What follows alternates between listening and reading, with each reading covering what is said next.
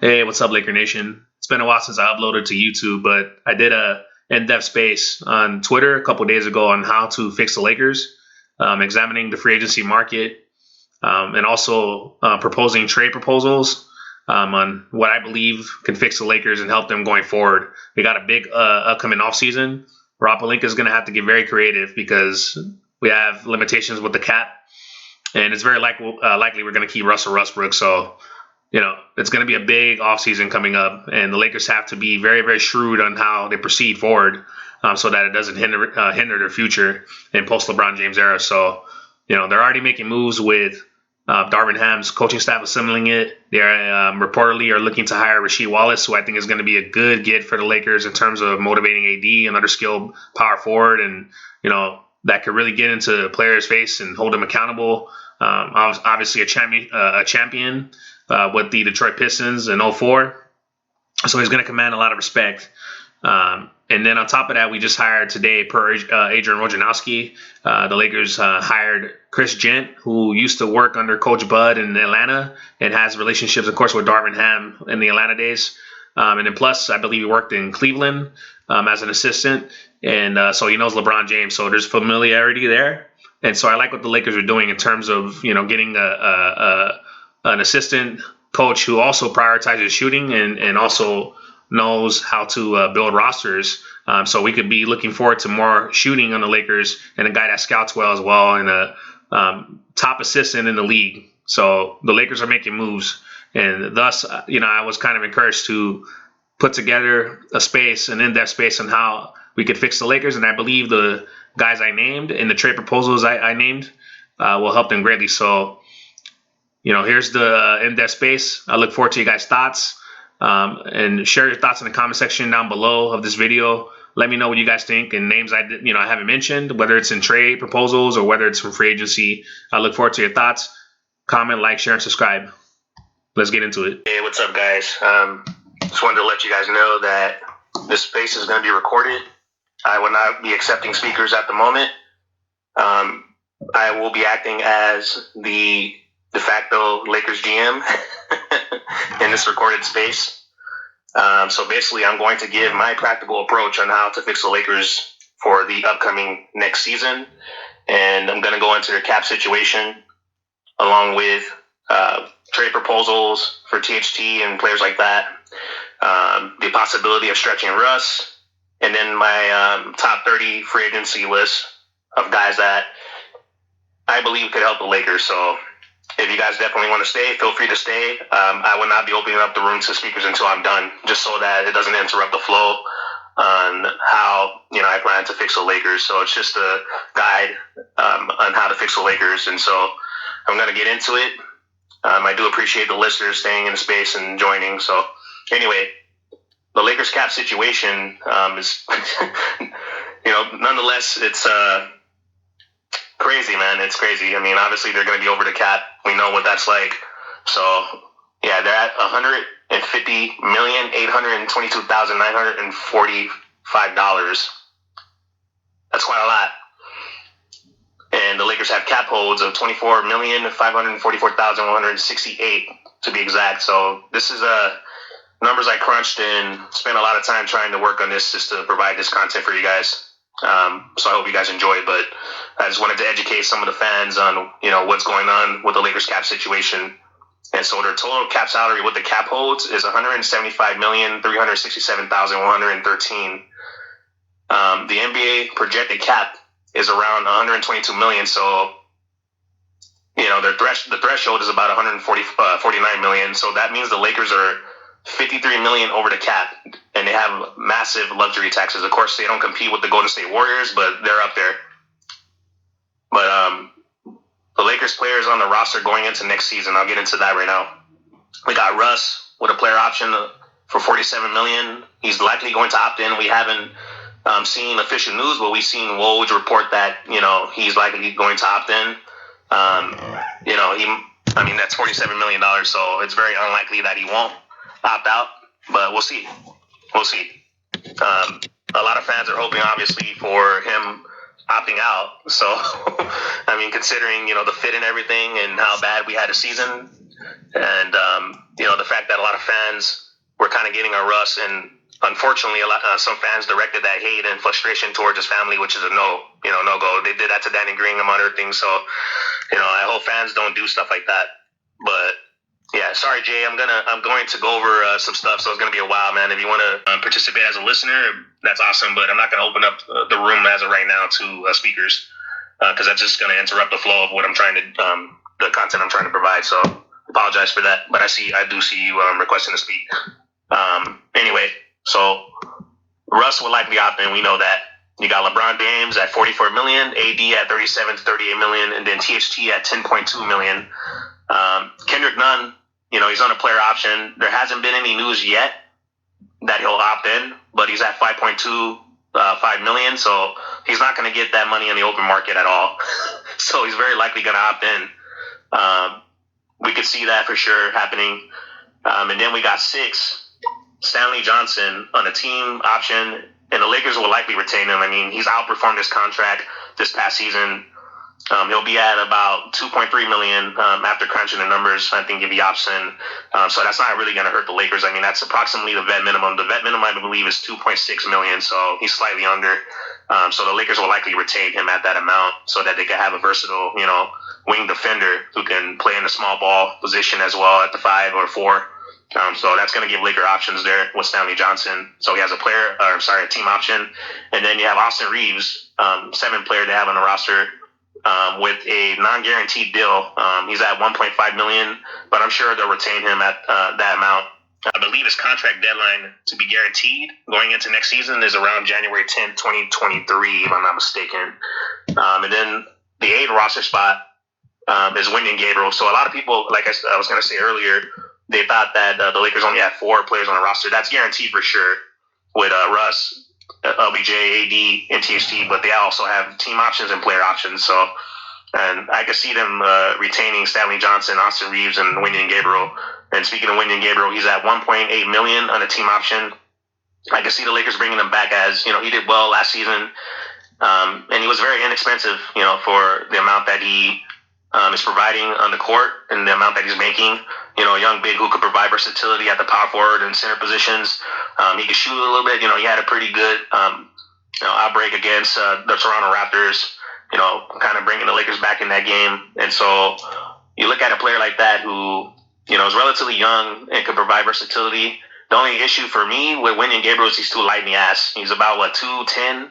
And if you put him at the center position, he's going to get banged around. But, the Lakers don't have a lot of cap flexibility, so, we can't be beggars in the free agent market. But his contract, I believe, his guaranteed date is on January the 10th as well, along with Austin Reeves, 2023. So the Lakers, if they don't want to retain players like them two, then, they can hit the buyout market and have, the vet minimum to use on players that will be released by their teams. So Rob Pelinka over the years has he likes to leave probably a roster spot or 2 open for the buyout market. He's done that, and he's been able to cash in to a degree. So he may do that. We'll see. Here are some exceptions that the Lakers have in terms of flexibility and shaping out the rest of the roster. So number 1, we know about the tax mid-level exception at $6.3 million. The Lakers are a tax team, as I demonstrated earlier, with the amount that they're making over the cap as well, $53 million. So they're going to be in the luxury tax, and teams that are in the luxury tax or over the tax, they're going to have the taxpayer mid-level exception, which is valued at probably, I believe, $6.3 million. So now, if Russ, if he's to opt out, then the Lakers will have the full mid-level exception, which is around $9 to $10 million. But for the sake of argument, Laker Nation, we're going to assume likely that Russ will opt into his player option. So that means that the Lakers have $6.3 million at their disposal to sign players, whether that's for Malik Monk or to split it, things of that nature. We'll see how it goes come this offseason. And then the trade exception for Marc Gasol they have as well, which is valued around $2.6 million and expires around August 29th, 2022, so they could use that for a draft pick or buying draft picks, as we don't have draft picks coming into this draft. So watch out for Rob Pelinka to do that. They have done a pretty good job at buying picks. I mean, Jordan Clarkson is a prime example. At the 47 pick, they bought from Washington, and he flourished. So we could see the Lakers doing something like that. That is an option. They have that at their disposal if they want to do that and buy picks, because they're working out a lot of players. We've seen reports. So we'll see how it goes. They also have a trade exception from Rajon Rondo trade to the Cavs, which also believe also expires on January the 3rd, 2023. So they can use that as well. So they have some options. It's not just the taxpayer mid-level exception, but they also have trade exceptions that they can use. And then lastly, they have the vet minimum exceptions to fill out the rest of the roster, which is valued at $2.6 or so million. So I'm going to assume, for the sake of argument, that the Lakers will likely retain Reeves, Gabriel, Stanley Johnson, who are cheap to retain, and they provide a much-needed asset, which is youth. We know that was an issue for the Lakers in terms of, transition defense and things of that nature. I'm also going to assume that Russ and Kendrick Nunn pick up their player options because, like I said earlier, they won't get that type of money on the open market.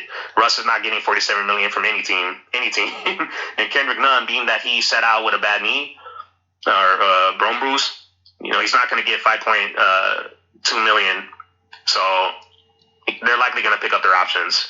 So with the Lakers picking up player options, having guaranteed contracts, and players picking up their player options, that leaves a total of about 8 players on the roster this upcoming offseason, which is, could be Russ, obviously, LBJ, AD, THT, Nunn, Reeves, Johnson, and Gabriel. So that leaves about approximately 7 roster spots open for the Lakers to utilize and sign players. They may, for tax purposes, like I mentioned earlier, Rob Pelinka likes to do it from time to time. He likes to leave anywhere from 1 to 2 roster spots open for the buyout market. So we'll see.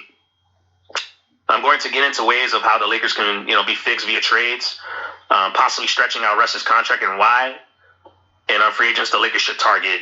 So trades, I know a lot of people were okay with not trading THT for Kyle Lowry, and adding a future asset, and I think that turned out to be a decent move, being that Kyle Lowry did not do well in the playoffs. So one could definitely make an argument that definitely was not not a move that they shouldn't have done, and they didn't. So we got to give props to Rob Pelinka for that at least. But I do believe that THT should be traded. Not because I don't like THT, but simply because he isn't a fit with the team. He doesn't fit with LeBron. He doesn't fit with Russ on the court in terms of floor spacing. And being that there are 2 dominant players that like to have the ball in their hands, adding a 3rd dominant player that can't play off the ball and needs the ball in his hands, it's going to cause complications. As we've seen, THT struggled this year.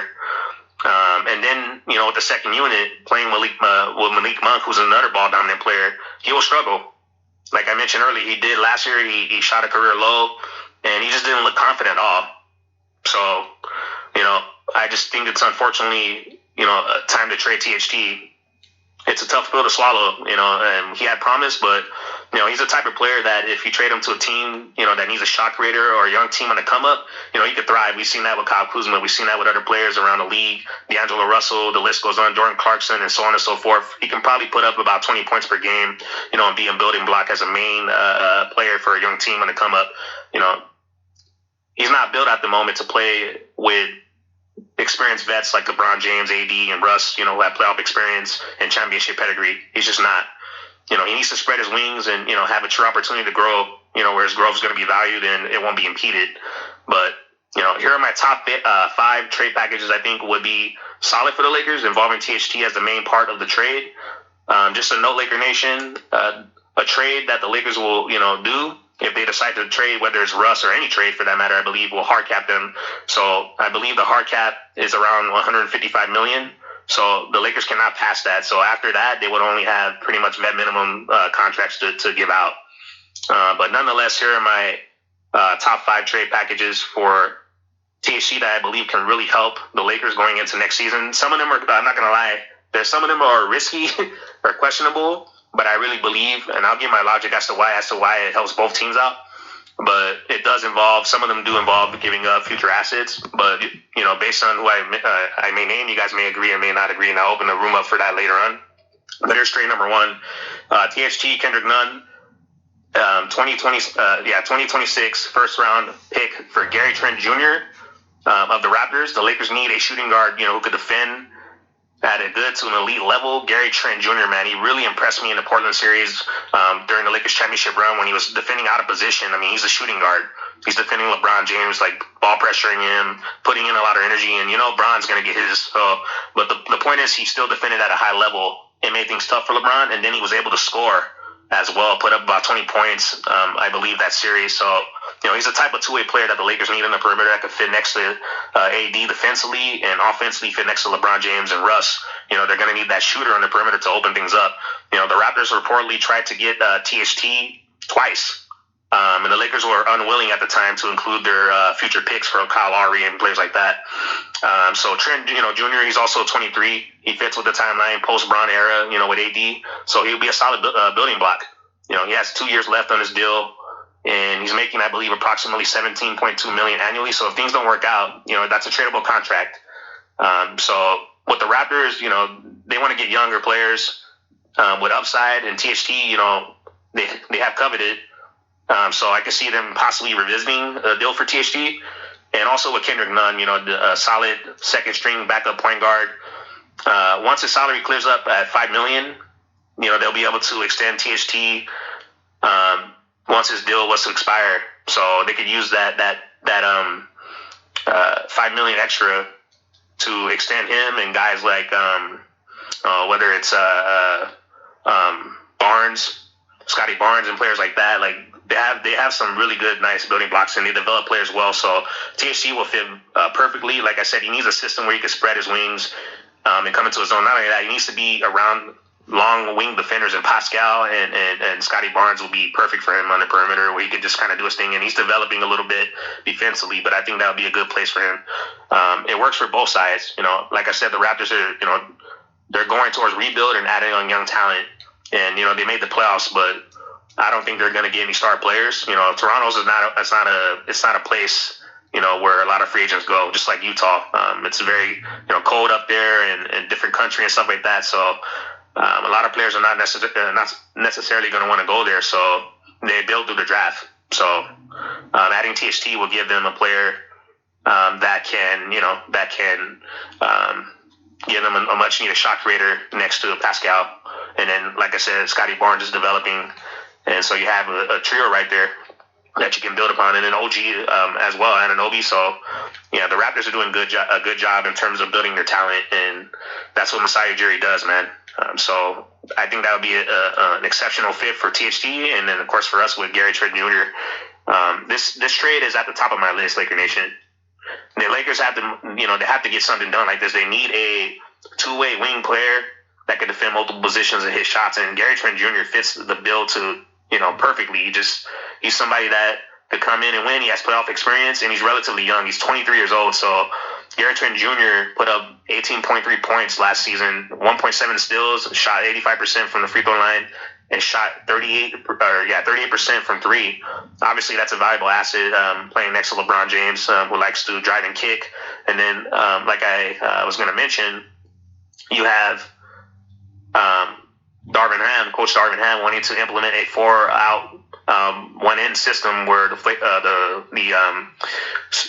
is going to be spaced. So if you have a shooter that can knock down shots and be dependable, such as a Gary Trent Jr. and get stops, he's going to be a much needed player. So I hear the Raptors are shopping certain players, and I hear he's one of them, and that would be a perfect fit for the Lakers. So, and like I said earlier, they covered THT 2 times, so maybe they want to revisit that. But that is a trade that, if I'm the Lakers, even if it takes future first-round picks, I would highly consider that. Highly consider it, because he fits, again, with the timeline with AD. And then on top of that, he gives us a much-needed perimeter defender and a knockdown shooter. So, moving on to trade number 2, THT, Kendrick Nunn. And then picking up the team option for Wenyen Gabriel. So you add him to the trade, and then you add a future 2025 second-round pick for Bojan Bogdanovic of the Utah Jazz. That's not really a popular trade, but I think Bojan Bogdanovic, as a wing player that can decently defend, kind of like a Joe Ingles, but a better scorer, basically. That's kind of how I see him. But I believe he has 1 year left on his deal.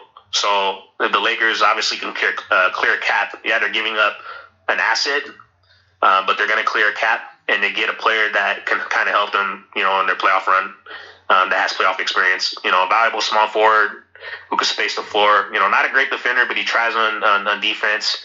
Streaky scorer that can fit next to Russ, AD, and Bron. These are the moves I'm considering, including with free agents that that fit next to those players, Russ, AD, and Bron, and then on top of that, that will fit in Coach Darvin Ham's system that he wants to run, which I mentioned earlier, which is the 4-out, 1-in system, where only one player is going to be in the interior, and then 4 players are going to be out in the perimeter, which is going to space the floor more. And if you have shooters that can knock down shots, that's going to help the Lakers greatly. So, that team, they hit their shelf life. And Coach Quinn Snyder just resigned. So, Donovan Mitchell is unsure about his future. He's also unsure about the organizational skills of the Utah Jazz in terms of, building a roster for him to compete at a high level. So the Jazz are looking to sell, and I believe they're going to trade probably most of their players. Certainly Rudy Gobert. I could see them only trading Donovan Mitchell, of course, if he requested a trade. They're not going to be able to build, in free agency. That is not a place that is desirable to go to. And so knowing that, the Jazz are going to have to build through the draft, and they're going to have to start over, because this is as far as they can go. You can't win with Rudy Gobert and Donovan Mitchell. You just can't. That's already been proven. So they're looking to sell, and they're looking to trade players. And so Bogdanovic, yeah, I could see him definitely being moved. And that is a player I would consider targeting for the Lakers. Again, they need wing defenders. They need guys that are 6'6" and above that can defend and or hit shots, or both. And Bogdanovic does that to a degree, not on the defensive end, but certainly hit shots. And so, with THT going there, it gives them an asset that they can build upon. And if Donovan Mitchell is to request a trade, they'll have a shooting guard in place, that can put up about 20 points per game, on a team that's a lottery team. So I could see them possibly doing something like that with the Lakers. Being that they're going to be out of the playoffs, and they're going to be trading a lot of pieces to try to rebuild things, and possibly Donovan Mitchell, not wanting to stay. So I think they're going to be a team that could, that's going to be selling probably the most out of any team in the West in the offseason. So, and then also with Wendy and Gabriel, they get a big, solid big that can bring energy and defend. Like I mentioned earlier, it's kind of light in the ass. In terms of being, 6'10", playing at the center position, and 210 pounds, is going to get knocked around, but he tries on defense. And so, if they lose Rudy Gobert, then they have a replacement big man for him, or, second unit. So that is a player that will help them as well. And then Kendrick Nunn as well, a backup to Mike Conley. If they keep Mike Conley, he'll be a solid backup to them as long as he can stay healthy. So I think it works for both sides. It's a trade I would consider, even if I'm giving up, a future 2025 second round pick. I would not give up a first round pick for Bogdanovic at all, because he's a little on the older side. But it is definitely a trade I would consider. Like I said, the Lakers need to target wing defenders and shooters that are probably 6'6" and above. That's the formula for the LeBron James system, basically, that he really thrives under. So, all right, going over to trade number 3, THT, Kendrick Nunn to the Kings in exchange for Dante DiVincenzo and a 2023 future second-round pick. So the reason why I like Dante DiVincenzo, man, is just a high IQ player, versatile player in terms of being able to play, make, and shoot. Kid is tough as nails, but he also played for the Bucks under Coach Darvin Ham when he was an assistant with Milwaukee. So perhaps that may be a relationship to revisit, and he already knows what to expect from Darvin Ham. So if you have players that are familiar with Darvin Ham that are coming in, that kind of helps things with the Lakers team. Dante DiVincenzo has, I believe, a year left on his deal, and then he's a restricted free agent, meaning the Lakers can, match any deal in free agency and obtain him. So that would be a good trade, in my opinion, to consider, just because of the familiarity aspect, and then the fact that he will provide a much needed floor spacer, and then he can play the combo guard position. He can play make a little bit, and he can play off the ball as well. And the kid is tough as nails, man. I love seeing him on Milwaukee before he got hurt in the playoffs. He would guard 1 through 3, and he's about 6'4", so he wouldn't be scared to guard people. He loves contact. He's not afraid, doesn't shy. So I like guys like that, and that's what Coach Darvin Ham talked about at the intro presser, is that he wants players that are tough-minded, that want to compete, and Dante DiVincenzo, does that. And so with the Kings, they get a talented shooting guard with upside and THT to pair with De'Aaron Fox. I mean, they may look to trade De'Aaron Fox. I'm not sure, but either way, though, you have a building block with THT. I mean, THT is coveted around the league, but not to the degree that the Lakers are not willing to probably include a first round pick. But he is valued. I know, like I mentioned earlier, the Toronto Raptors do value him. They tried to get him twice. So that, like I said earlier, the number one trade for me is Gary Trent Jr. But these are just top 5 trades I believe that could help the Lakers. I believe it will benefit both clubs. Dante, I believe he's expressed reportedly that he's not pleased with his role in Sacramento, so he wants out from what I've seen. And then there's a guy named Deuce on here, I believe. He follows the Sacramento Kings. I think he's a beat writer. I've had him in a couple spaces before in the past, and I've also been in his space. And he indicated that Dante DiVincenzo and his refs are not really happy with his role in Sacramento. So I could see him being traded in the offseason. So we'll see how that goes. It'll be a better opportunity for him to come to the Lakers. He has a familiarity with Coach Darvin Ham, and he'll have a prominent role with the Lakers.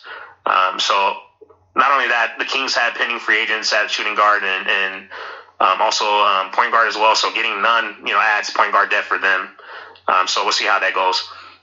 Trade number 4, THT, Kendrick Nunn, and a future 2027 first-round pick to the Knicks. And this is probably the more questionable, I'm going to be honest. So you guys may not agree with this when I open up the mic for you guys to comment on and then possibly offer better solutions, because I'm open for that, and I'm open for criticism as well. But anyway, once again, THT Kendrick Nunn, a future 2027 first-round pick to the Knicks for Cam Reddish and Alex Burks. So, yeah, I know those names are not sexy, but I do like Cam Reddish. I like his upside. The Lakers tried to acquire him, but they weren't willing to give up a pick at the time.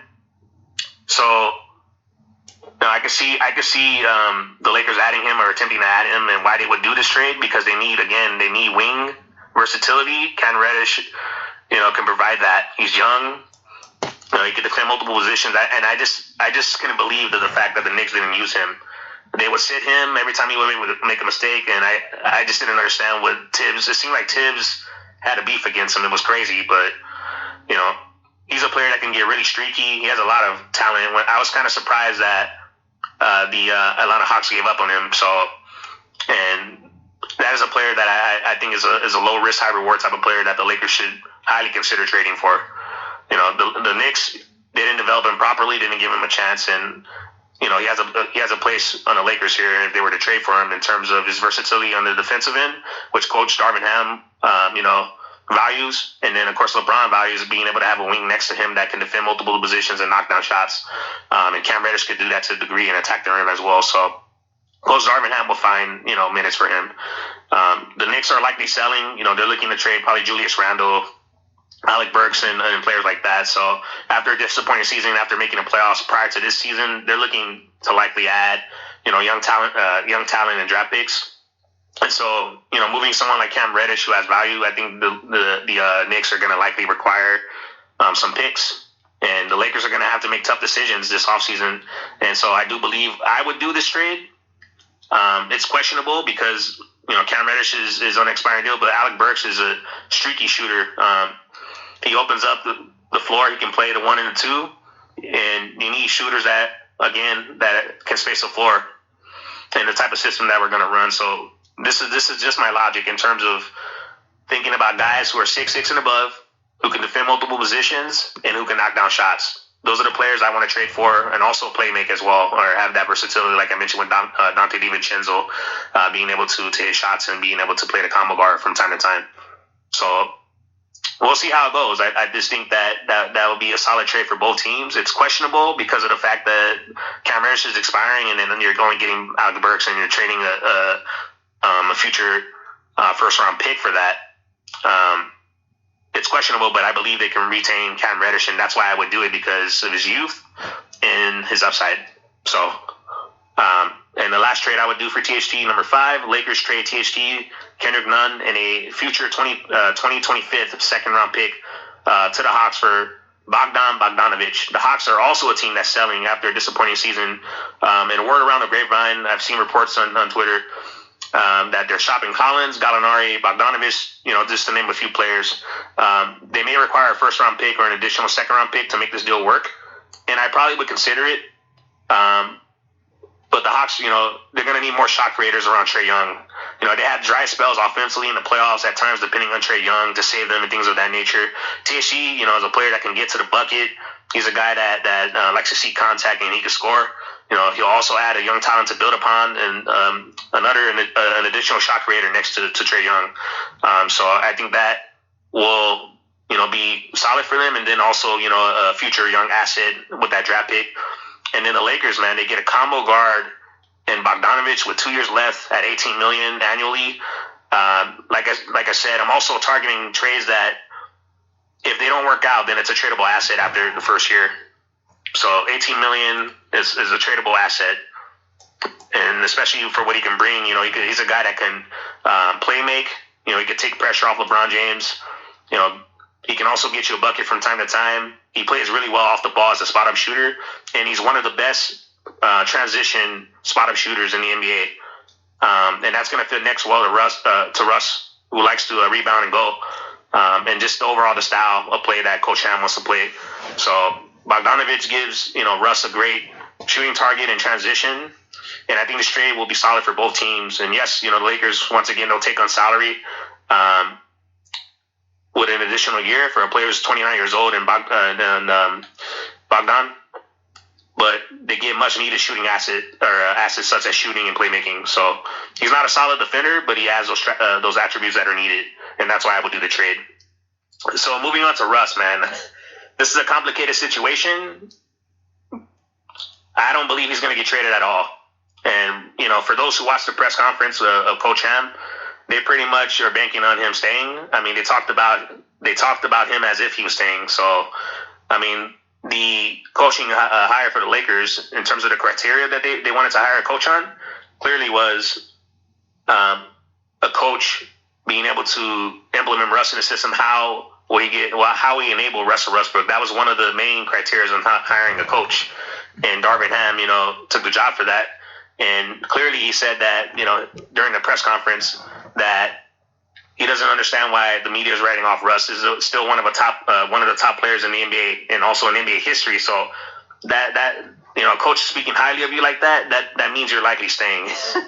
So, the front office, man, not only that, I'm a proponent of stretching Russ's contract. If they're to get rid of him, I would only stretch him. I know a lot of spaces that were doing stuff like this that I'm doing.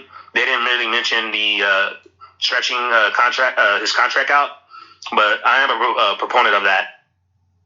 And because of the fact that I'm just kind of weary of the Lakers front office in terms of trading for Russ and possibly taking on bad contracts, and not only that, giving up future assets. Like, if the Lakers are going to do something like that, they only have to do one. They cannot take bad contracts and also give up future assets. They have to do one or the other. And obviously, I prefer giving up future assets, because the Lakers, they bought picks. Like I mentioned earlier, they bought Jordan Clarkson from Washington at the 46th pick rather.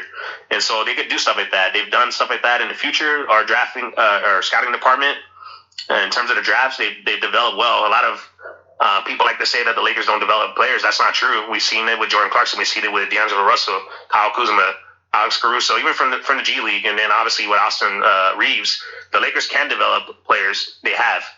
The thing is, they like established out-of-the-box ready type of players. That's what they like. So they're going to trade. They're going to develop those players and trade for guys that are all-stars or superstars. That's what they do. That's what the Lakers brand has always been about, a superstar. It's LA, baby. You know how it goes. So that's just the facts of the matter. But I would stretch his contract if they were to get rid of him. So, most teams taking on Russ's contract, they're going to want future assets and also going to want to shed salary. So that means the Lakers they're gonna have to give up, like I said earlier, future assets and also take on back contracts. And if they're gonna do something like that, it's a no-go for me. But stretching his contract will be around 15.6 million annually of 3 years. That's how the stretch provision works. So they just got rid of Luol Deng's contract, and I know a lot of fans and people, are hesitant towards that, but we already seen the episode of things not working out with Russ, and we don't know if it can work with Coach Darvin Ham. And so that is something I would consider, but I also would consider keeping him as well, because you never know, it could work out. Who knows? And not only that, there's going to be a lot of money expiring, so I could see people's case on why they wouldn't stretch him, but I would not trade him. If they're going to get rid of him, I make a strong case to stretch him. And the reason for that is that it will also allow the Lakers to be under the tax threshold, which will allow them to have the full mid-level exception, which I believe is valued around 9.5 million to 10 plus million. So what does that mean? That means that they'll be able to retain Malik Monk easily. Malik Monk has already expressed that he wants to stay. He's already said, he said that he likes playing with Russ and Bron and AD, and he's had a career year. So if the Lakers want to keep Malik Monk, they have to consider something like that. And having the full mid-level exception will be able to give them the opportunity to do that, because Malik Monk, I'm not saying he's Lou Williams, but I would compare him in terms of their being one-dimensional, only a scorer. You look at Lou Williams, this is a guy that had won multiple Sixth Man of the Year awards. You guys can go back and check me on this. He's never been paid more than $8 million annually. That's the same thing I see from Malik Monk. That's why I believe he can, he won't get more than $10 million, because he's one-dimensional and he's only going to be, scoring on a team. So if you look at something like that and those examples around the league, I don't think he's going to get more than that. If he does, it's going to be for a team that pretty much is probably not a playoff team. And Malik Monk, after having a terrible season with the Lakers and constantly expressing his frustration, I don't think he's going to go to a non-contending team at all. So he's likely a candidate for the mid-level exception, whether it's the one for 6.4 million or almost at 10 million. I think that's what he's going to be. His market value is around the league. And so stretching Russ would allow that for the full mid-level exception, or you can break it up into 2 or 3 free agents possibly. You can give each free agent like $3 million per. So that's an option as well. It gives Lakers more flexibility if they were to waive Russ and stretch him. And they won't have complications of fitting him, making sure he fits on his roster. It's a high risk. I'm not going to lie and say it's not. But it's also a safe risk in terms of, not trading him and taking bad contracts and giving up future assets. So that's why I would consider it. But you guys could sound off later on. But anyway, so I do expect Russ to finish out, his last year on his contract with the Lakers, and we'll see how it goes. I honestly believe that there's no way to go but up. I mean, I don't think the Lakers can get any worse than what they were last season. I really don't. So I do believe Russ is going to be, he's going to improve. I'm not saying he's going to be shooting like 39% from 3, but I just don't think he's going to be doing a lot of dumb shit in terms of turning over the ball, smoking a lot of layups and things like that. I think he's going to play better, and because there's going to be more floor spacing, and I think Darvin's going to use him better. I really believe that. I do think, and I've said this before, that the key to enabling Russ, LeBron, I know this sounds crazy, but LeBron's going to have to take a back seat. He's a guy that brought over Russ and recruited him. He's going to have to play more in the post. He's going to have to play more off the ball, because the reason why I say that is because he has more to offer as the greater player, and he can adapt better. We know what Russ is going to bring. He's a player that needs the ball more. So LeBron James has proven that he can play off the ball a little more and, be a spot-up shooter. I think he shot like 36% or 37%. He was one of the Lakers' best shooters, ironically. So that's why, I believe he can definitely take a backseat to a degree in terms of handling less, getting more in the post, and preserving his energy. I just think it's a logical, conclusion to come to that will help the Lakers if he handle less and have Russ play off the ball. That's just not his game. So anyway, I'm going to conclude this space, at least, or not this space, but rather my spiel on the top 30 free agents that I believe the Lakers should target. These are guys from my top tier list to in between guys and last resorts in free agency. And if the free agency market dries up for the Lakers. So once again, I'm going based on age. I'm going based on height and fit alongside Bron and AD and Russ and Coach Ham's system that he mentioned in his presser, which is the 4-out, 1-in offensive system that he wants to implement for floor spacing. And so number one, DeLon Wright, 6'5", shooting guard, age 30, shot 37% from three, solid on the defensive end. A player who's willing to do the dirty work, has good, ability to defend smaller guards, has shown a good ability to constantly hustle, on the competitive end. I just love his grit. And again, we need players like that have heart. The advanced stats favor him as well on the defensive end. He's one of the better defenders in the league. He's not someone who's going to look to score a lot, but he's a solid defender, could hit threes from time to time at a solid clip. DeLon led the Hawks, I believe, in steals last season due to his quick hands and effort on the defensive end. He also lurks very well in the passing lane. So, he also pressures the ball from inbound plays. So you have to keep your head in the string when facing DeLon Wright because he really puts pressure on the ball.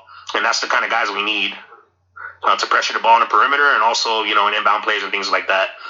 The Hawks do own his bird rights, but indication is from reports that the Hawks will be looking to shake up their roster. Plus, they're in the luxury taxes, so he may be let go because of that. And I think the Lakers, have a shot to sign him, whether it's for the vet minimum or partly for the taxpayer mid-level exception. We'll see, but he is someone I tried to sign and I target because of his defense and shooting, his versatility, being able to play at the point guard position and shooting guard position, and then defend anywhere from 1 to 3. So. He's a player that shot 37% from three. So, again, we need players that can space the floor and will fit next to LeBron James, AD, and Russ, and also will fit in Darvin Ham's 4-out, 1-in system. And the next will be Bruce Brown, man. I know this is a player that likely qualifies for the mid-level exception. I thought he did very well for the Nets. He's about 6'4", age 25 at the small forward position. Very, very versatile wing. He's showing a good promise as a role player for the Nets. What I love about Bruce Brown is that he knows how to make decisions setting picks. LeBron James likes to run the guard screen, where he'll have a bigger or stockier guard set screens and then get that switch on the opposing guard. And then if they double him, he'll be able to dump it off to Bruce Brown. Bruce Brown is showing really good IQ in terms of making decisions, whether it was when Kyrie or KD got doubled on pick and roll. He made very good reads, whether it was collapsing to the rim as the roll man. He does a very good job at that, or attacking the rim. So he's the type of player that makes smart decisions, and we need smart players, high basketball IQ players, playing alongside with LeBron James that not only could defend, but could provide solid IQ and play make to a degree, especially out of the times where AD or Bron get doubled. And although he's 6'4", like I said, he has pretty solid core strength as a defender. So you can put him on threes like Jason Tatum from time to time, KD, etc. Bigger threes. He can provide some core strength and kind of push him out further on the perimeter, make things a little tough for them. So I do like him a lot. And I think the Lakers should definitely target somebody like that. He averaged about 9 points per game, 1.1 steals, and 4.8 rebounds. So he's pretty solid at crashing the boards as well, as a guard / small forward. But we'll see how it goes.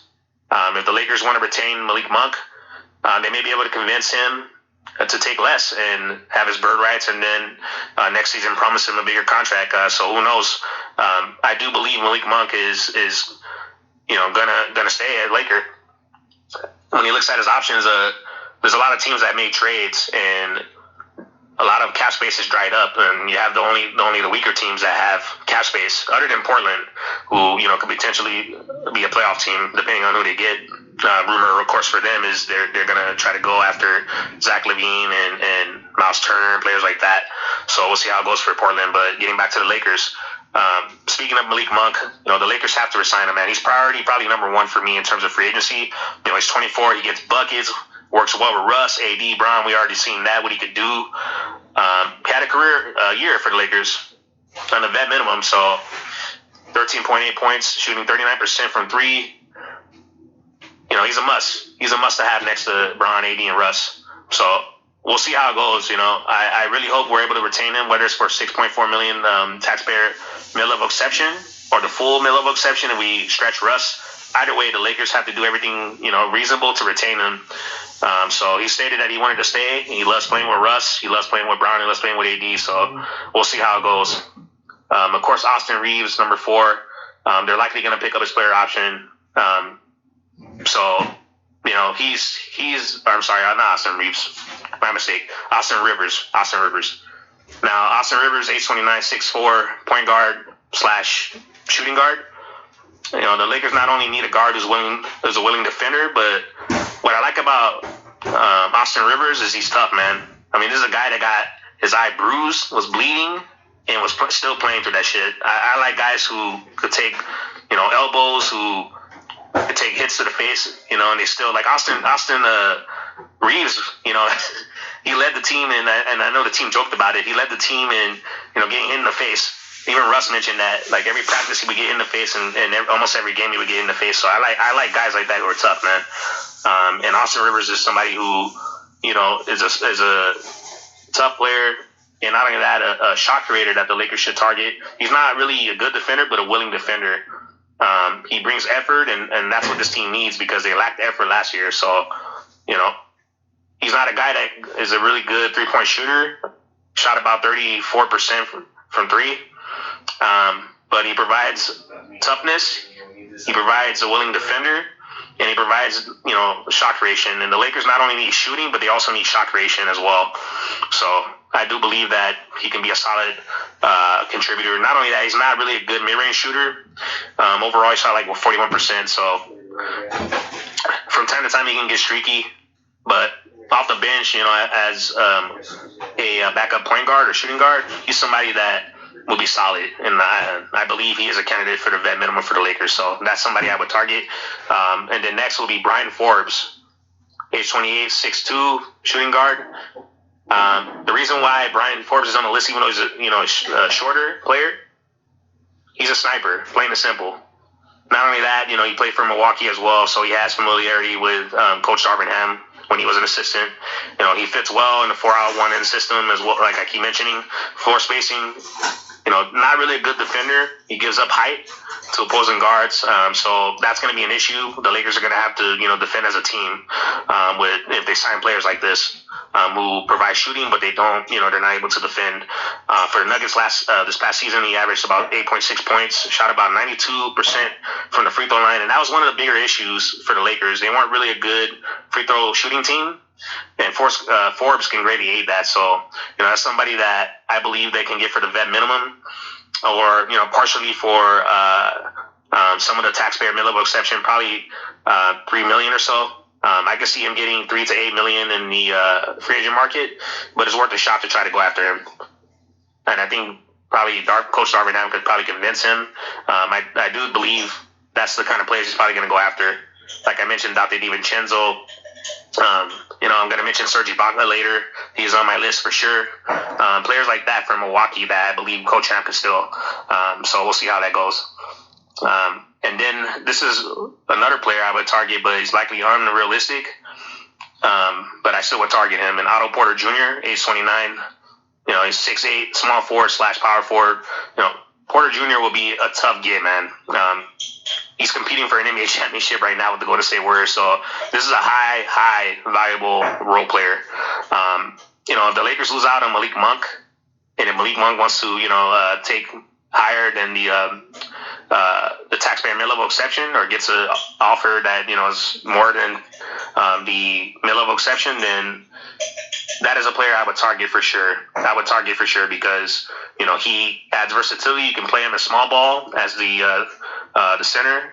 From time to time, you can play him in place of AD, and if AD gets injured, you have a player that can fill in for AD while he's injured. He can play next to AD and Bron. and defend multiple positions. He can knock down shots.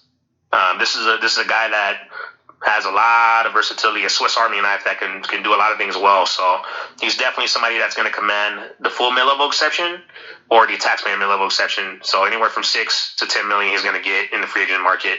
And Golden State is way over the tax. However, they're in Silicon Valley, so they make a shit ton of money. They invested in a lot of things. They were one of the first teams bringing fans into the arena and coming up with creative ways to social distance, during the pandemic. So they don't give a shit about, going over the cap clearly.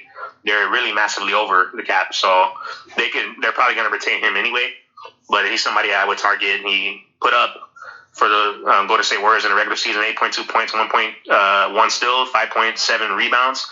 Shot about 80% from the free throw line, and shot about 37% from three. So the perfect 3-and-D, wing defender in the LeBron James system, and also for Darvin Ham. So I would try to get him for sure. This is another player that I don't see necessarily us getting, but I do have Golden State players on my list. And the next two I'm going to name, one of them is Kevon Looney. A tough center who exceeded expectations. This is a guy that was in and out of the league, who came back and, made a name for himself with Golden State. Has shown great improvement on the defensive end, on switches, on guarding, perimeter players.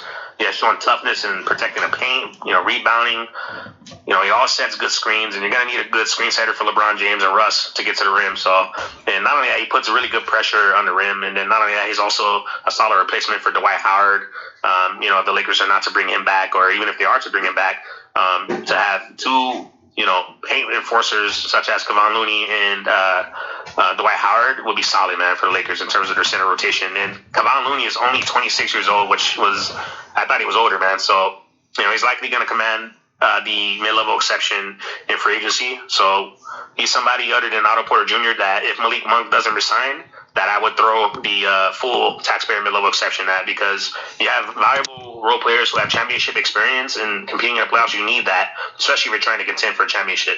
So he put up 6 points for the Golden State Warriors in the regular season and 7.3 rebounds. So definitely will be a much-needed asset if the Lakers are to go after a player and they lose Malik Monk for the taxpayer mid-level exception. Otto Porter Jr., Kevon Looney, and then the next guy, Gary Payton II. Really, really versatile defender. Age 29. The Lakers messed up on giving him away, man. They fucked up because they brought him in when he was on their G League team, and they should have kept him. And I don't know why they didn't keep him. Somebody who has a father that was nicknamed the Glove is going to be a solid defender at the very least, and that's what Gary Payton II brings, man. He lacks height, but his wingspan is pretty solid. He's tough. He has good, quick and strong hands, like his pops. Provides much needed, valuable defensive versatility for the Lakers. He'll likely cost around the mid-level exception, and perhaps may cost less. Who knows? I don't see him leaving Golden State, but who knows? It's worth a shot. He can provide a defensive anchor in the perimeter and off the bench. If the Lakers go small, he can guard 1 through 3, sometimes even 4. I've seen him do that. So, again, the Lakers are going to need versatile defenders, whether it's wing defenders or whether it's smaller players. Like, they need 6'6" and above, but Gary Payton's length and toughness and core strength kind of makes up. I mean, you see what he's doing to Jaylen Brown, man, in the playoffs. He's making Jaylen Brown, like, lose the ball and shit, and giving him fits and giving Tatum fits defensively. Like, he's an excellent defender. For Golden State, he averaged 7.1 points, 1.4 steals, 3.5 rebounds, and shot about 35% from three. So, he's not obviously a wing player, but he can act as a wing player defensively and hit some threes. So, he also makes good decisions like Bruce Brown in terms of being a roll man. Again, in the LeBron James system, he likes guards to set screens and then get that switch on the opposing guard. And so if they double him, then, you have a much-needed finisher in Gary Payton II, who could attack the rim well and put people on the poster. We've seen him dunking on people's domes. So, that's a player I believe that can fit with the Lakers if they were to go after him. And then one that I believe is gettable, he's on the older side of age, that's Ricky Rubio. Age 31, a little, like I said, on the older side at 6'2", point guard, obviously. Rubio will be a defensive liability, but what he brings is very valuable. similar to what Rajon Rondo brought for us in the championship run. He's a guy that's going to allow LeBron James to rest, play off the ball from time to time, and then when LeBron wants to take over, boom, just give him the rock. Let him do his thing. And he gets guys in the right place. You know, before he got injured, he did very well with Bernie Biggerstaff and you know, with the Cavs. So he led them, you know, he led those young bucks really well. And he's a vet who has playoff experience. So he's somebody that I hated. He was known as a Laker killer, man, because every time he would play against the Lakers, no joke, he would always look like a top 5 superstar point guard. He was averaging shit like 25 and 10 type of games against the Lakers, man, and then shooting like 40% from three. So this is the type of guy, though, that I believe the Lakers need. They need IQ as well, and another point guard that can take pressure off LeBron and also Russ from time to time. So having Ricky Rubio, who's a gifted passer, making the game easier for everybody, is a no-brainer choice, even coming off injury.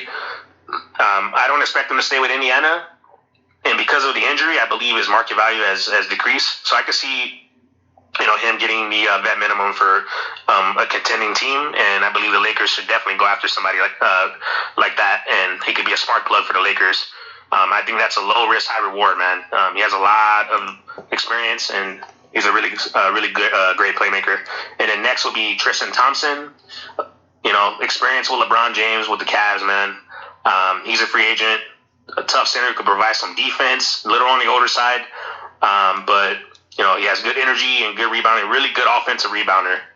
You know, we need time. At times, we're going to need guys to, you know, do the junkyard dog work, who can get dirty down low and provide the team with second chance points. He's a clutch guy as well. So, you know, perhaps LeBron James and Rich Paul will be able to convince him to take the vet minimum. So I do believe he's an opportunity that can be get and could be a Laker. So we'll see about that. And then another guy, I'm also aiming for guys who are kind of slept on and they're coming off injury, and that's TJ Warren of the Indiana Pacers. TJ Warren's 28, you know, he's 6'8", small forward, and like I said, you know, I'm aware of his injury prone issues, but however, you know, I just with the limitations of the roster, the Lakers have to take risks. You know, sometimes the greatest risk in life is not taking a risk at all, and I think Warren, it could be, you know, a low risk, high reward type of guy. He definitely could be a guy for the vet minimum. I'm sure people were writing him off as a high lottery pick that was drafted in, you know, 2014 at the 14th pick. He still has a lot in the tank, man. He still has a lot in the tank and more to prove. This guy is a two-way hooper, man. I like what he can do when he's healthy. You know, he didn't play last season due to the foot injury, but reports are that he healed by, I believe it was the last 12 games of the season, but because Indiana wasn't going anywhere and they were like 13th place, they decided not to play him and they sit him so yeah, he could heal. So TJ Warren, you know, is a wing player that the Lakers can certainly use. They can certainly use. He is a career 15.5 point per game scorer, shot 35% from three as well. So he's somebody that could fit with LeBron James next to Russ. And he could be a solid contributor off the bench. So he's definitely somebody I believe that the Lakers can definitely target and get for the vet minimum.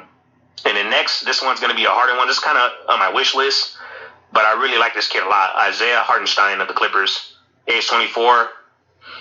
I just like the kid's heart, man. He plays with a lot of effort. He's really good at setting picks, really good at rolling to the rim and putting pressure on the defense, on the offensive end, which will open up, you know, floor spacing for the shooters. He's a guy that's likely a mid-level exception type of player that he will command salary-wise on the free agent market. I do believe, though, the Clippers and how they play basically a small ball, that he was seen to be out of the rotation, so I could see him leaving possibly. But he does a lot of things well. Like, he's a good rim target. He has solid hands. The only issue he has is like being able to come out on the perimeter. But when he's defending at the rim, he does a really good job at altering shots and protecting the rim. So he's somebody I would target, but I don't think we'll be able to get him unless we're giving him the the mid-level exception. So he's somebody I probably would consider if Malik Monk doesn't resign to give the mid-level exception. Hardenstein for the Clippers put up 8.3 points, 1.1 blocks, and 4.9 rebounds per game last season. And then next was Rodney Hood, age 29, height 6'8", small forward / shooting guard.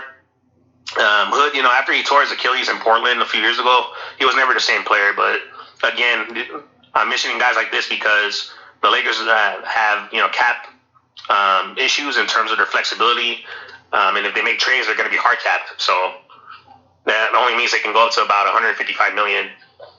So there's a lot of difficulties, and they have to make some take some risk in terms of signing players that have an injury history or coming off injury, and that they can give for the vet minimum that could possibly be a low risk, high reward. And I see Rodney Hood kind of as that. He's somebody that could provide some wing versatility.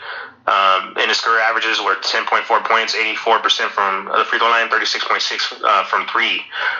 So that is a player that I would consider targeting. He didn't play as much for the Clippers because they had a lot of wing depth, but the Lakers can certainly use him. I mean, he's relatively still young.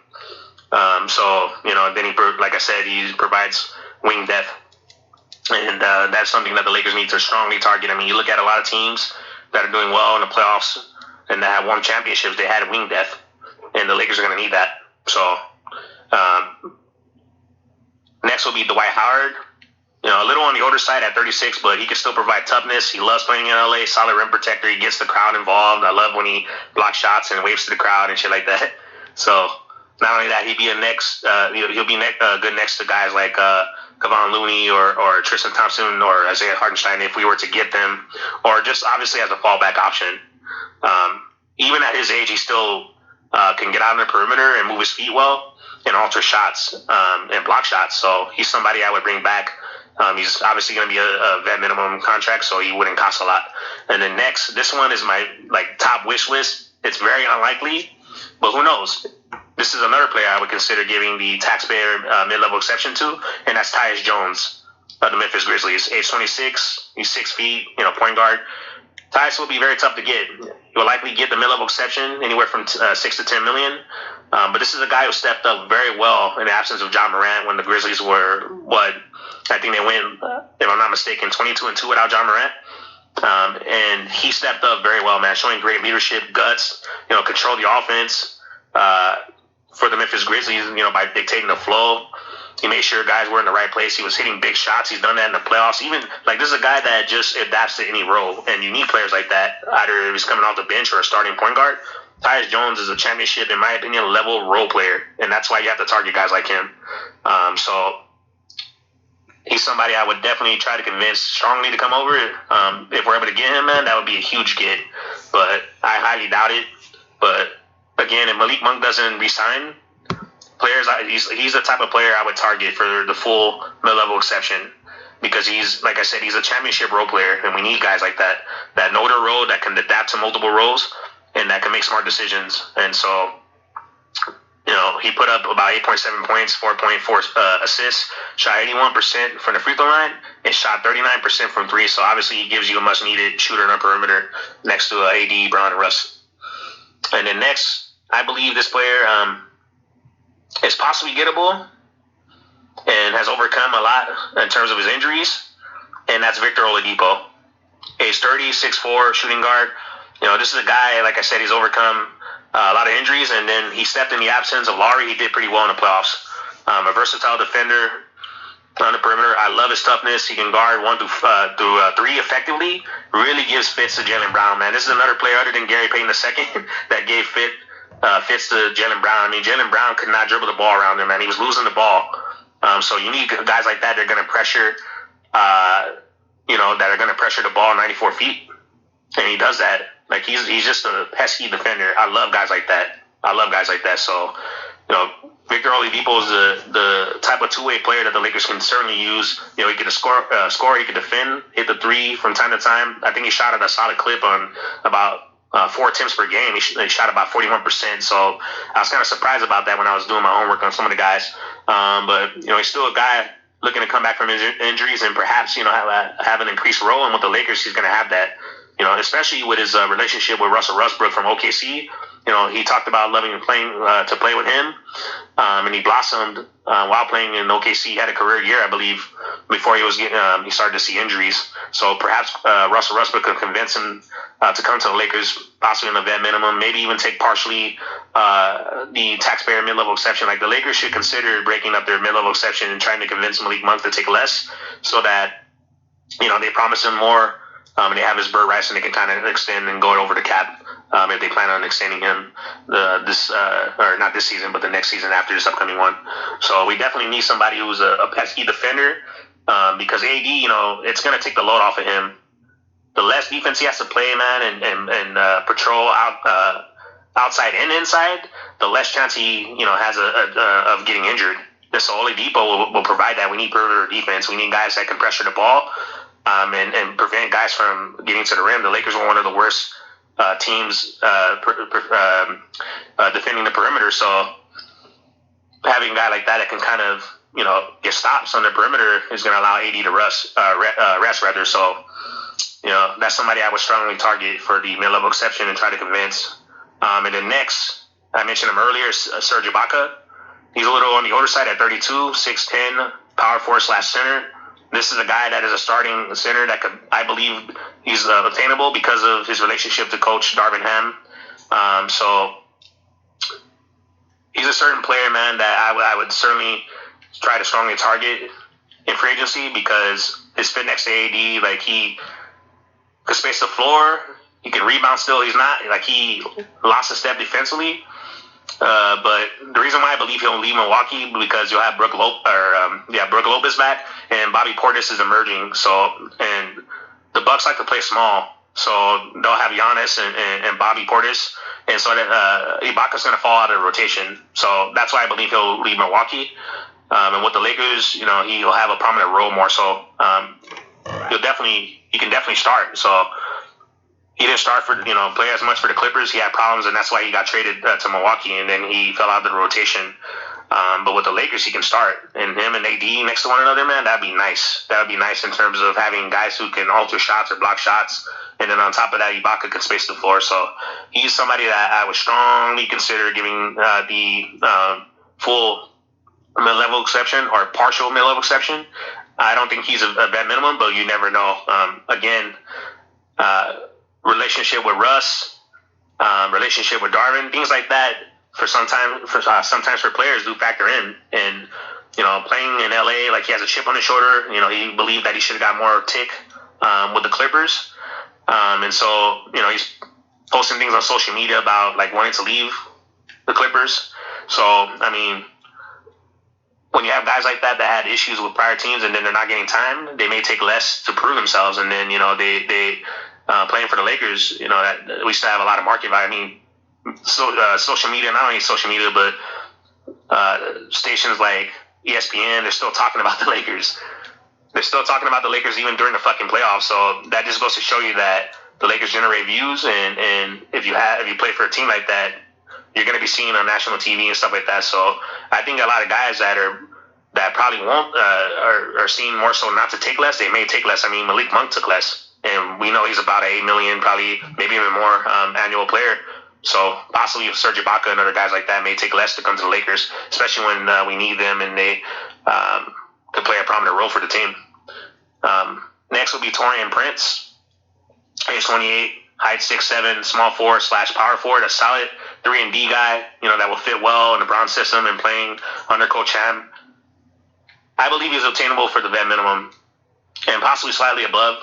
Taurean Prince averaged for the Minnesota Timberwolves 7.3 points, shots 37% from three. He's a solid option at the wing position for the Lakers, and someone I definitely would target.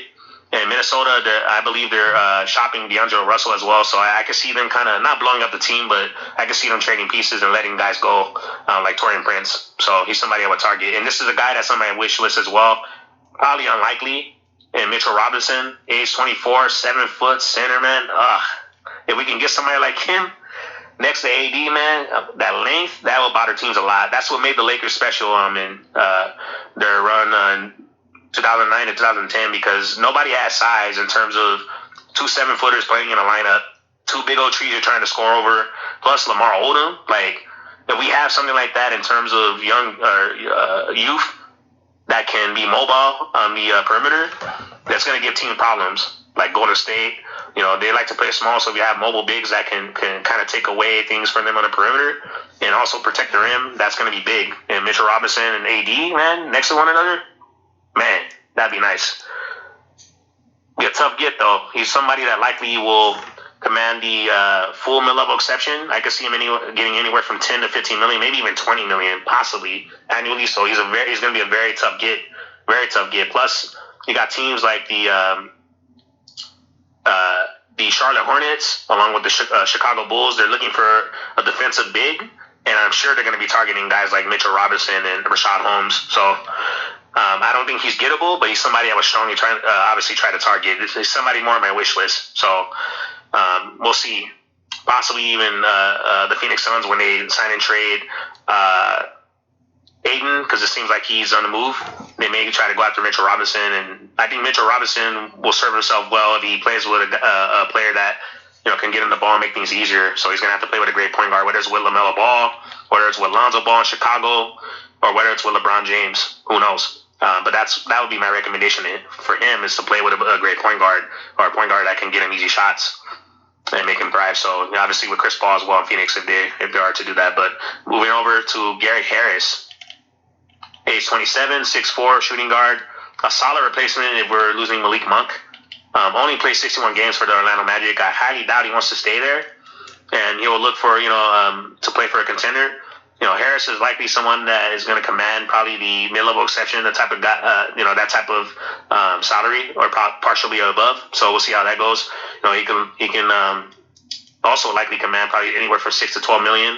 But again, the good thing for the Lakers is that a lot of teams spent money, and not only that, with the pandemic and all that stuff, it really affected a lot of teams. So they spent money ahead of time. So the free agent or the cap for a lot of teams in free agency is dried up from last season and the season before. So not only that, the extended guys as well. We see a lot of contract extensions. So this is kind of the advantage that nobody's talking about, that the Lakers kind of have to a degree, because that's how they got guys like a guy like Malik Monk.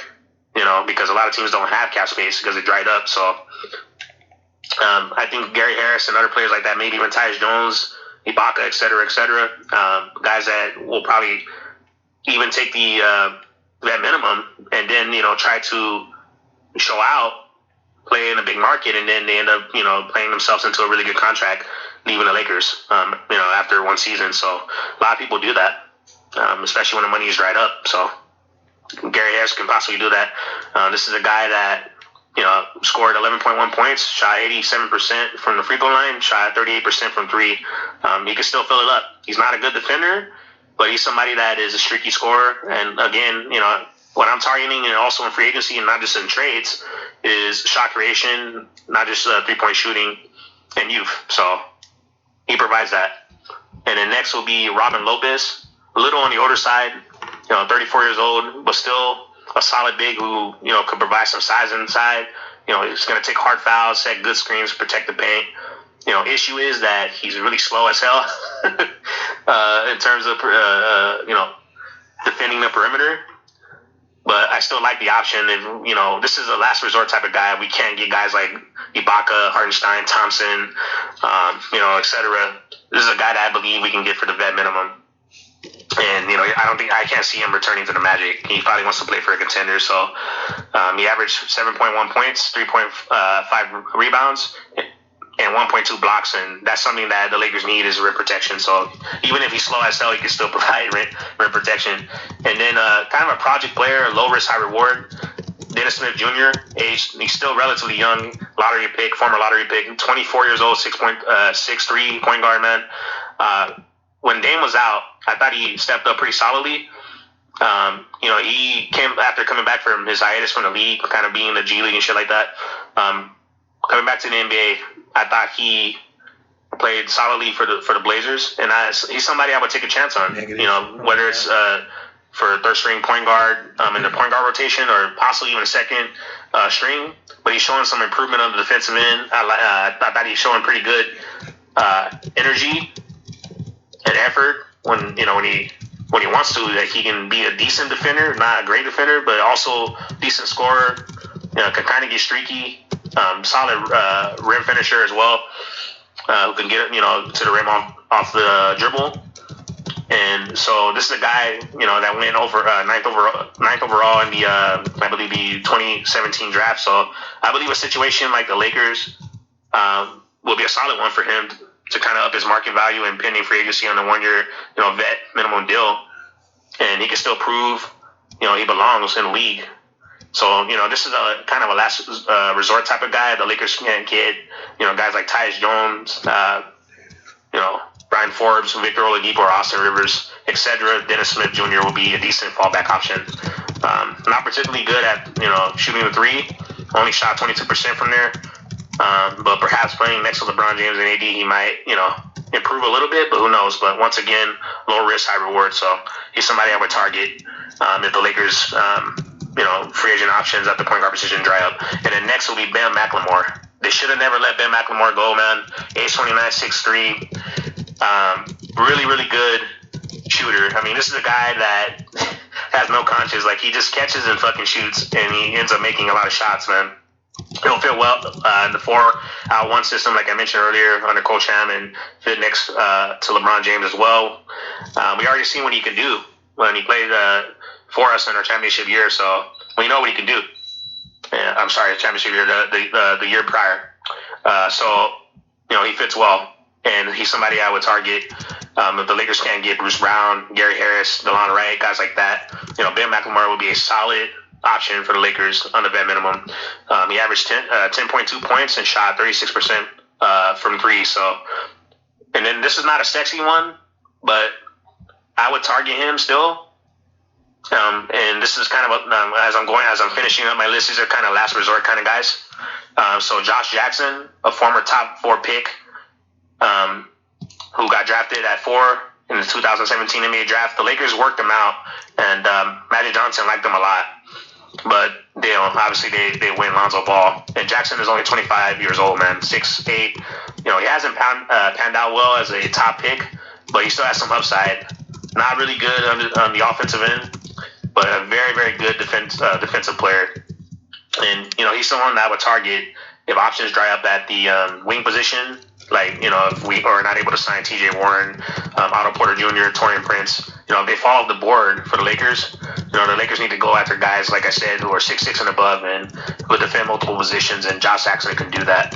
Even though he's not a player that can provide some offense, he's still a player that can get stops, and you're going to need that because that's going to create offense. So, then next will be Damian Jones. The Lakers should have never let him go, man. A young center, 26 years old.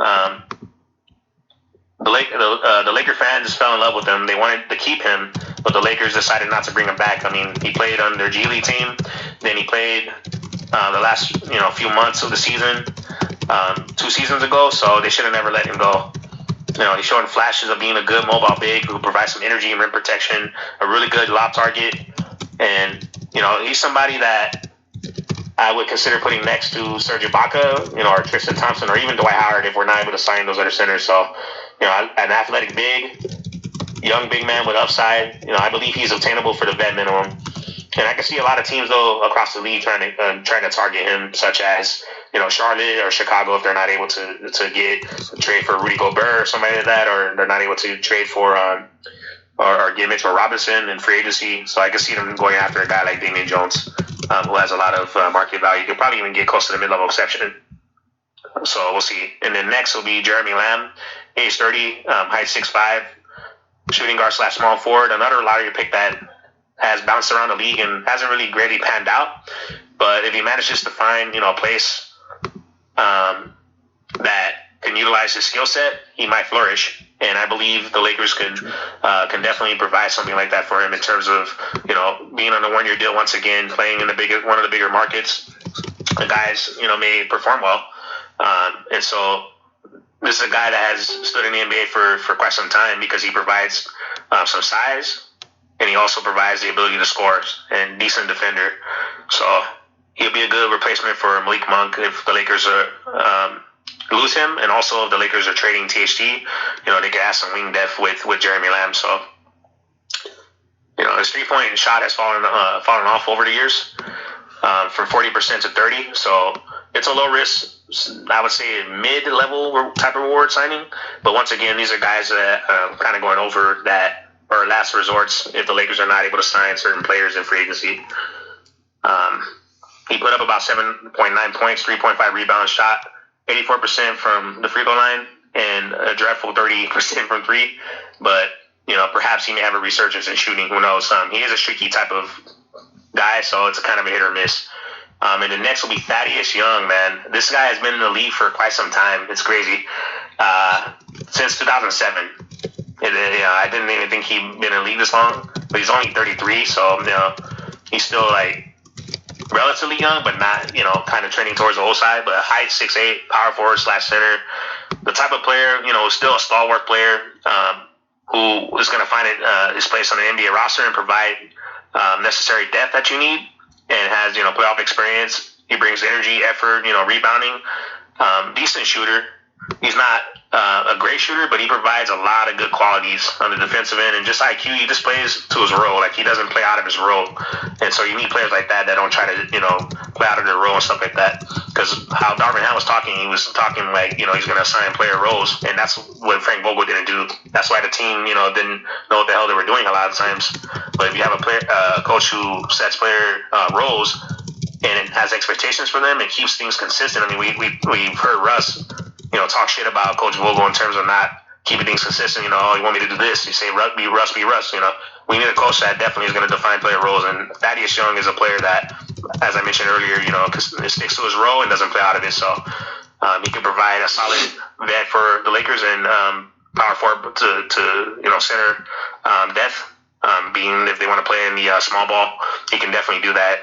He's definitely somebody who's a little on the shorter side at 6'8", who can play at the small ball center, but he definitely doesn't shy away from contact. So no, that's somebody you need who is gonna play tough and play in any role that Coach Ham wants him to play in. And next will be Chris Boucher, age 25, I believe 6'9", power forward / center. He's probably a guy who I could see getting anywhere from $2 to $7 million annually. A solid mobile big, energetic big man. I just love the way how he plays. Like, he plays hard, and he has youth, and that's what the Lakers need. They lacked energy. He's more similar to Wenyen Gabriel in terms of frame, but he's a better rebounder and better rim protector, and he just plays harder, man. And I want young guys, not only just youth, but guys who play hard. And he's one of those guys. Will be a solid option for the Lakers if they're able to get him and possibly pair him with like Ibaka or something like that, or in place of Ibaka, or have him and Jones probably. He will be definitely a solid option for the Lakers. But my issue with him is that he's too light in the ass, like I was mentioning with Wenyen Gabriel. I think he's like probably 220 pounds at 6'9", and when you're playing at the center position against stronger centers in the West, man, you're gonna get knocked off to the Jokic's, et cetera, et cetera. So, including Embiid, if we were to play against Embiid, that's the issue with guys like that. But you got to take energy and effort, and you got to defend as a team. So, anyway. Boucher for the Raptors put up about 9.4 points and 6.2 rebounds. He's somebody that, again, I would consider signing, but I don't think it's going to be a high possibility, but he's on my list. And then this guy's a hit or miss, being that he is a little on the older side and coming off an injury, but he has really good playoff experience, and that's Joe Ingles. Age 34, height 6'8", small forward. Like I said, a little on the older side, has declined defensively to a degree, plus, injury issues for the last 2 seasons, but a low risk, high reward, in my opinion, type of vet signing that I believe the Lakers can get for the vet minimum. Can also provide versatility as a playmaker and a spot-up shooter. What I do love about him is that he's also a fucking irritant on the defensive end. I mean, we've seen the shit he did to Paul George and OKC. I mean, like, he was crossing them up, scoring on them, and also getting in his head, getting him technical fouls, man, and he really played a pivotal role when the Jazz faced OKC back-to-back in the playoffs a few years ago, and I believe the Jazz eliminated them twice. So Joe Ingles, is a player that gives you a necessary irritant, gives you decent defense, and playmaking ability. And on top of that, he's going to be able to shoot and space the floor. So he only played 45 games last season before he got traded to the Portland Trailblazers for the Jazz.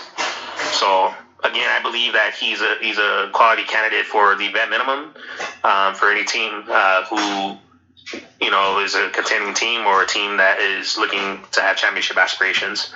So I believe that somebody like him, I would target for sure. If the Lakers are looking for playoff wing depth with experience, he's definitely somebody on my radar. And then the last one on my list is Hassan Whiteside, age 33, center, not a sexy name, but a solid big that he can provide some rim protection, set good picks, and be a rim target in terms of lobs from LeBron or from Russ.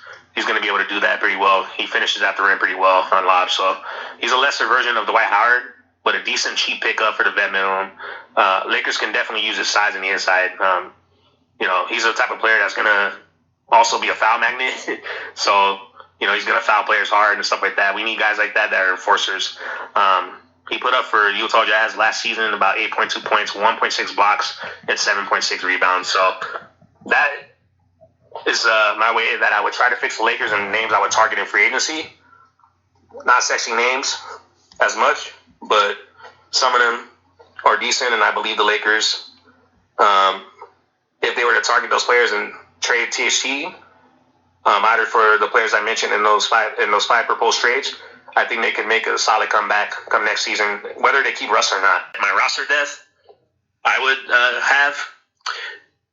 would be for at the point guard position, Russ, Oladipo, Forbes, or Russ, DeLon Wright, or Forbes. For shooting guard, Trent Jr., Malik Monk, Reeves, or Dante DiVincenzo, Monk, Reeves. And then small forward, LeBron James, Stanley Johnson, TJ Warren, Taurean Prince. And then power forward, AD, Gabriel, and Thaddeus Young. And then for center, Ibaka, Thompson, or Ibaka/Damian Jones. And that's how quickly I would try to fix the Lakers in terms of their roster depth and some trades they should entertain. All right, Laker Nation. That concludes this podcast and my in-depth breakdown on how to fix the Lakers this upcoming offseason. We already had a trade between Dallas and Houston Rockets. Christian Wood going to the Dallas Mavericks, man. That was a kind of a surprise deal for me. But I wonder where that puts them at in the West. It's going to be intriguing to see how they do this upcoming season. And then we got, of course, the NBA draft right around the corner on Thursday this upcoming week on June the 23rd. And then after that, June the 30th, where NBA free agency starts around 9 o'clock Eastern specific time, and then Eastern time, 12 a.m. So I'm really looking forward to that, man, and seeing what Rob Pelinka does, because it's going to be a big challenge, and it's going to be a big offseason for the Lakers in terms of what they do to get back to prominence and competing at a high level. And so that's why I did this breakdown on how I believe they could fix the Lakers this upcoming offseason, and pretty much acting as Rob Pelinka. But anyway, get up in the comment section. Let me know what you guys think. Comment, like, share, and subscribe. I'll catch you guys on the next one, Laker Nation. Peace out.